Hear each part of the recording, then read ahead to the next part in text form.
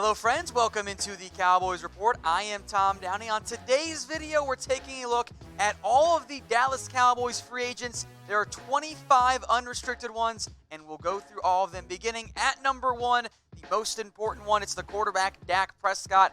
The Cowboys have made it clear repeatedly to the public and behind the scenes that Dak Prescott is their guy, but they still need to get that deal done sooner or later, or they will end up regretting it.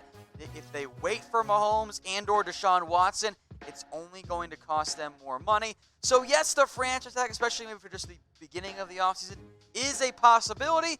Dak has shown growth. He's been getting better. He had his best year ever this past season, despite the Cowboys not winning as many games. It's a no-brainer call here for the Cowboys and Dak Prescott. Get that deal done as soon as possible and potentially allow yourself to use both of the franchise tag and the transition tag on other players, one of them being potentially Amari Cooper. He checks in at number 2. Now, Cooper has said that he wants to stay with the Cowboys. Cowboys said that they want to bring him back. It's a question of can they get the price tag exactly right.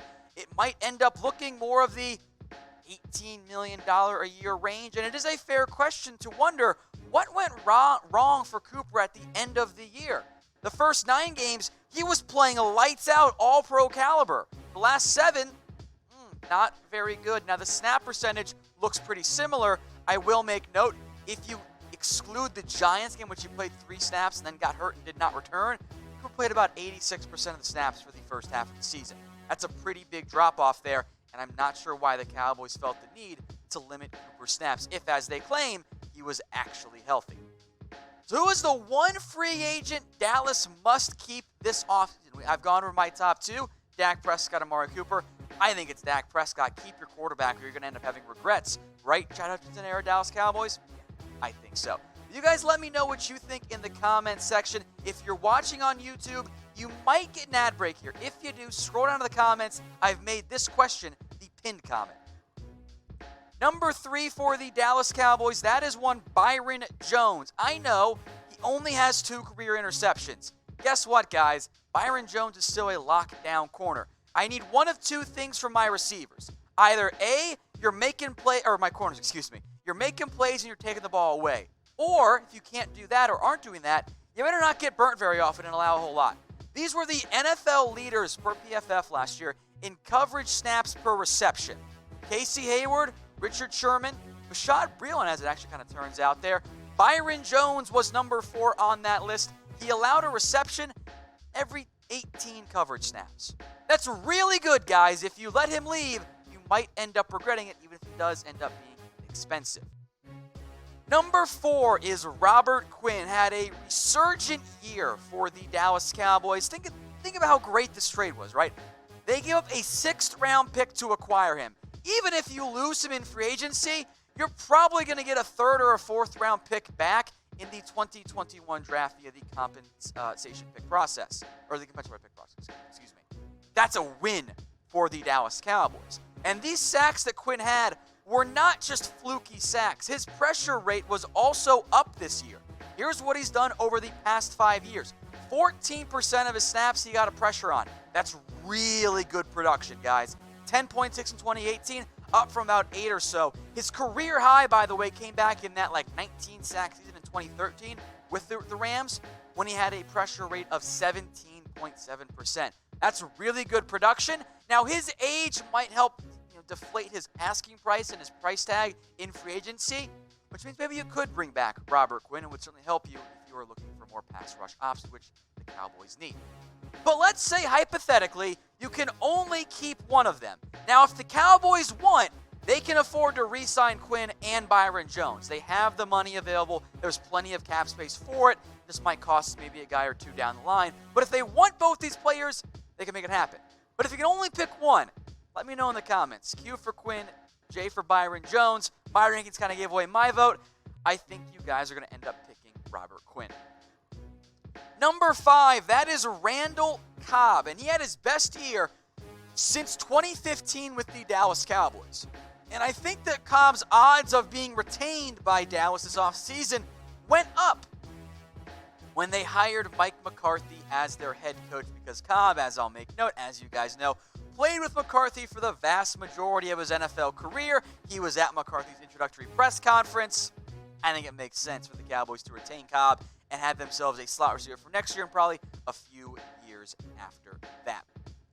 Now we're going through the top Cowboys free agents today on their own team, but stay tuned coming up in a couple of weeks or a couple of days or so.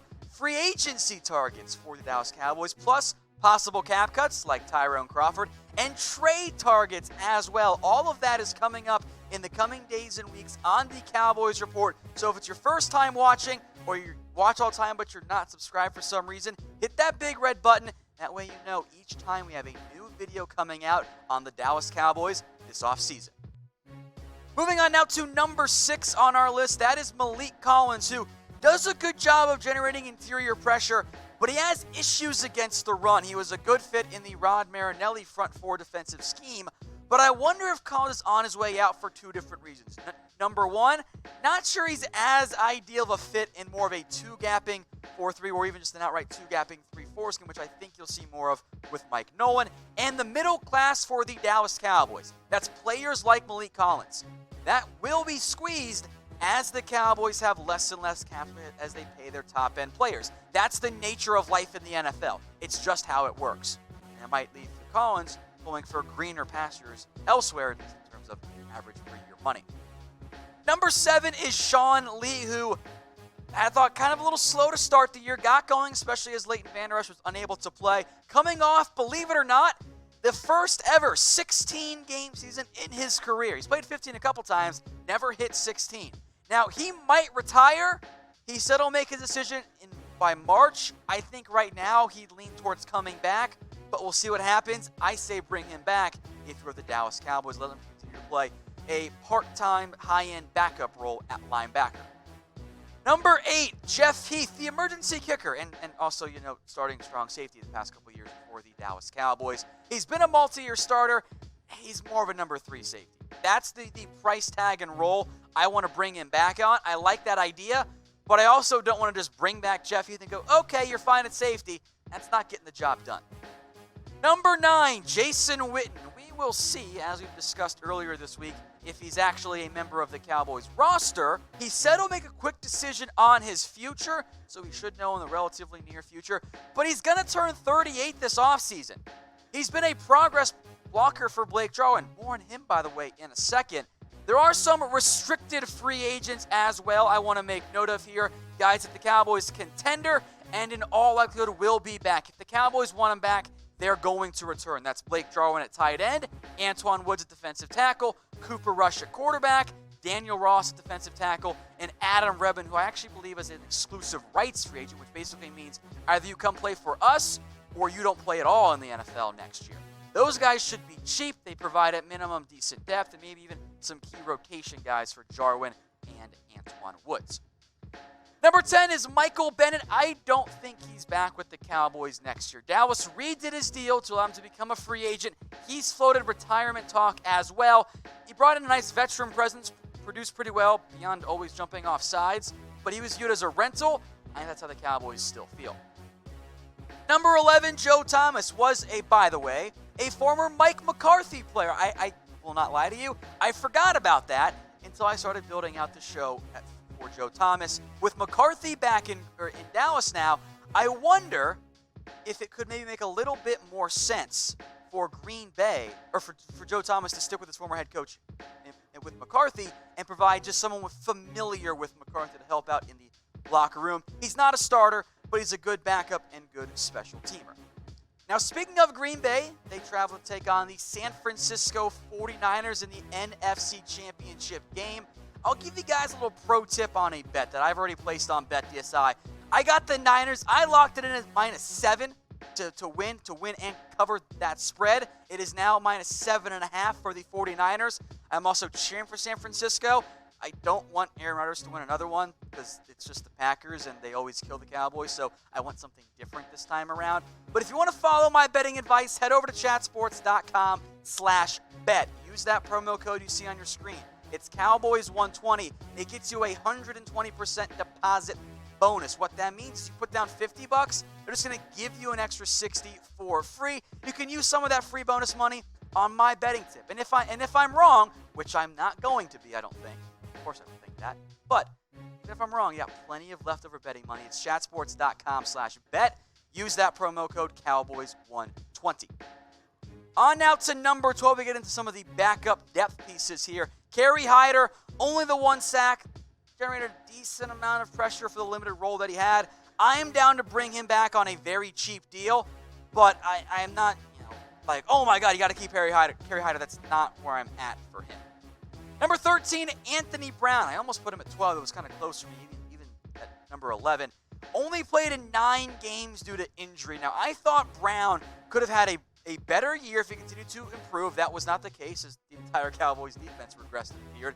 But coming off the injury and a down year, Anthony Brown could actually present some very cheap depth for the Dallas Cowboys if he's going to take a more team-friendly deal. So do you want to re-sign Anthony Brown? Type Y for yes, type N for no. I am sure you guys, some of you out there, are going to type in no. But you should be typing in yes. We know that Anthony Brown, not a number 1, not a number 2. He's more of a low-end 3 or a 4. Here's the thing, though, guys. That's actually tough to find at cornerback. So if you can get him cheap, I say yes. Bring back Anthony Brown, even just on a 1-year prove-it style deal. It gives you added depth where, frankly, you're thin right now entering free agency in the offseason. Number 14, Tavon Austin, I think got a bit of a boost in terms of a chance for returning. He was fine, I guess, as the special teams return man on punts and the backup wide receiver. The reason I think he has a better shot, John Fossil comes in. He is the new special teams coach. He coached Tavon Austin when they were together with the Rams. Number 15, more offensive players. Xavier Su'a-Filo. Year ended short with surgery for a broken leg. I'm down to bring him back. He was a replacement level guy. That's fine. But if he does come back, he's going to be offensive guard number 4. I wonder if he might look elsewhere for a chance with more guaranteed playing time. The same is true here for our number 16 player. That is Joe Looney. Played way better than expected at center in 2018, but he barely got on the field this past season. 100 total snaps, 95% of which came in the last 2 weeks once Connor Williams, Connor McGovern, and Xavier Su'a-Filo were all done for the year with injuries. Now, I like Looney as a reliable backup center, and I'm down to bring him back on what I think would be a cheap contract. I'm not convinced he's going to have a major market, having barely played this past year, but if he wants to go elsewhere and get more playing time, it's really tough to blame the guy for that. Number 17, Christian Covington. This is the defensive lineman Covington, not the linebacker Chris Covington. I know that's confusing. There are 2 of them. Came in on a 1-year deal from the Houston Texans. Has experience in a 4-3-3-4 scheme. Once that's finalized, might be more willing to try and bring him back. Number 18, DARIAN THOMPSON. Started 4 games this year. Again, he can come back, but Thompson does not fix your safety problems. This is another example of a Cowboys safety who's backup special team caliber. You can only have so many of those guys. You got a bunch like number 19, KAVON FRAZIER. Only played in 4 games this year and was really only a special teams guy. So much like Thompson, FRAZIER, I can bring those guys back, but I got to find upgrades at safety. I got Xavier Woods. I got Donovan Wilson. I've got my, in theory, number 1, number 2 safety and a backup. I need a starter. So who should start at safety for the Dallas Cowboys in 2020? I would assume most of you, and I certainly am, are going to pencil in Xavier Woods as one. He's cheap and he's good. At least good enough. Maybe you could go with a Jamal Adams, a Grant Delpit, a free agent. You could bring back Jeff Heath. Let me know what you guys think in the comments section. Another secondary player here, that's C.J. Goodwin, who was actually one of the Cowboys' better special teamers. He's one of the key guys on gunner duties on the outside on punts. He's also not a player you want on defense. It does not go well when he's asked to cover outside receivers. That's not his role. He's a number 5 or number 6 corner. And that's kind of the danger here for the Cowboys. Your number 1's a free agent. Your number 2, Uzi, regressed. Your number 3, Jordan Lewis, I like him in that role. Your number 4 and number 5 are free agents. Are you ready to give the keys over to Donovan Olumba or Deontay Burton or Chris Westry? I'm not. That's why corner is such a big area of concern for the Dallas Cowboys. Got a deal alert for you guys as well. If you guys want some Cowboys hats, got the hookup for you. Up to 50% off, not all of them, but there are some up to 50% off at chatsports.com/CowboysHats. That's chatsports.com/CowboysHats. And if that's tough to remember for whatever reason, I got you guys covered. Check the comments. Check the description of this video. I've got the link in there for you guys to click and go shop. Number 21 is we get to some linebackers here. Justin March, he dropped the Lillard from his last name. Another special teams guy. Dallas did not trust him on defense. That was a big red flag for me as I made this list here. They didn't really use him on that side of the ball. They used him on special teams, not really as a true defensive linebacker. That's why they brought in Malcolm Smith for the final 2 weeks of the year and made him a starter over Justin March. The Cowboys did not trust their linebacker depth. Injuries, of course, a big factor in that. I thought Smith played well week 17, not so much week 16. Big concern here. And he's a Chris Richard guy. Don't know if he's going to end up coming back.